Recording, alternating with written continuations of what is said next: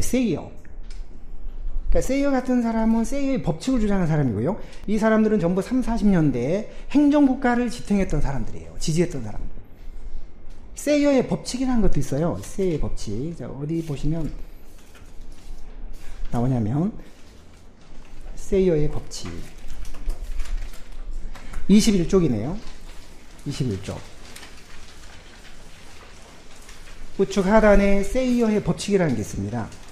자, 거기 보시면은 이런 말이 있습니다. 행정과 경영은 중요하지 않은 것만 닮았다라는 말이 있거든요.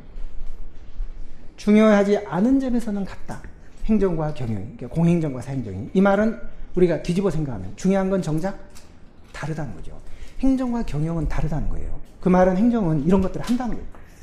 정치성과 이런 걸 띄기 때문에 경영은 이런 걸 띄지 않죠. 따라서 행정과 정치는 경영은 중요하지 않은 것만 닮았지 정작 중요한 것은 다르다. 이 말은 행정은 정치성과 강제성과 권력성을 띈다는 거예요.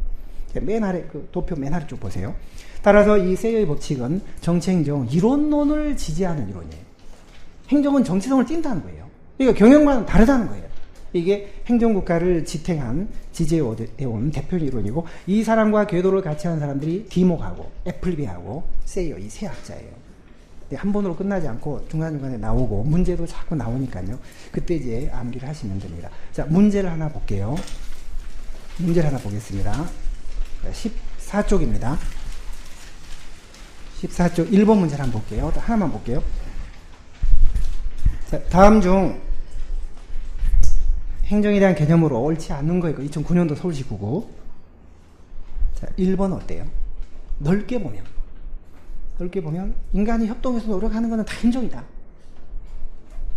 정부 조직을 포함하여 대규모 기업체에서도 다 나타난다. 맞죠?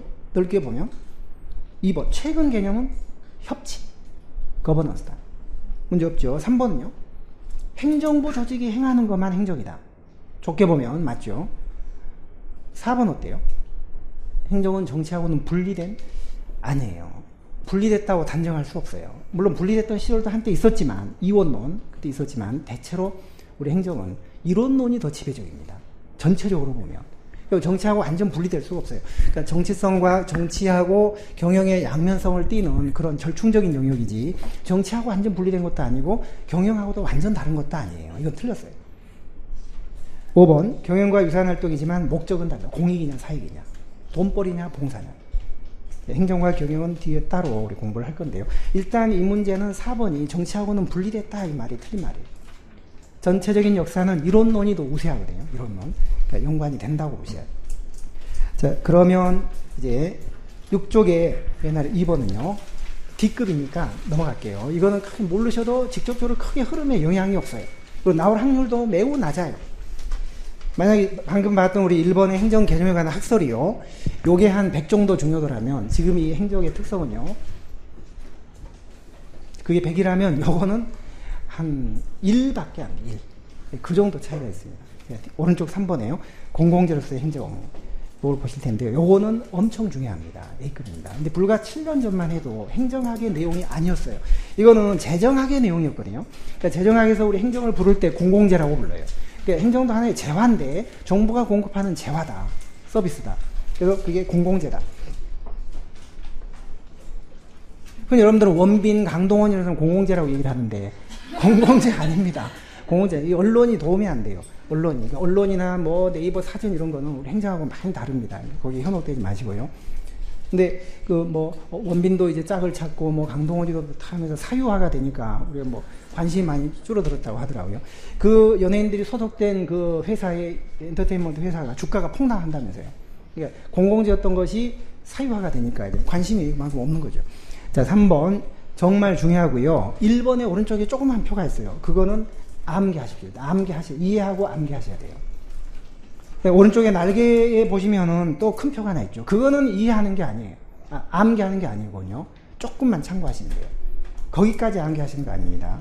자, 그 밑에 로마 2번도 아주 중요합니다. 그 네 가지 재화가 나오는데 그게 각 유형별로 어떤 개념이고 예를 들면 어떤 재화가 그런 재화에 해당하는지까지 아셔야 돼요. 이해하고 암기도 하셔야 돼요. 엄청 중요해요. 한 문제씩 꼭 나와요. 어떤 학생이 한 문제씩 꼭 나온다고 하는 문제를 전부 조사해 보니까 52문제가 나오던데 선생님 왜 사기치세요? 그만큼 중요하다는 것이고요. 지금도 승진시험이나 경찰 간부나 이런 데는 40문제가 나오거든요. 그러니까 그거에 기준으로 하면 거의 한 문제씩 나온다고 보죠. 그거 헤아릴 시간에 좀 공부는 하시지. 자, 로마 2번이 엄청 중요합니다. 자, 다음 페이지 썸머리도, 가운데 썸머리도 중요합니다. 상당히 중요합니다. 8쪽에.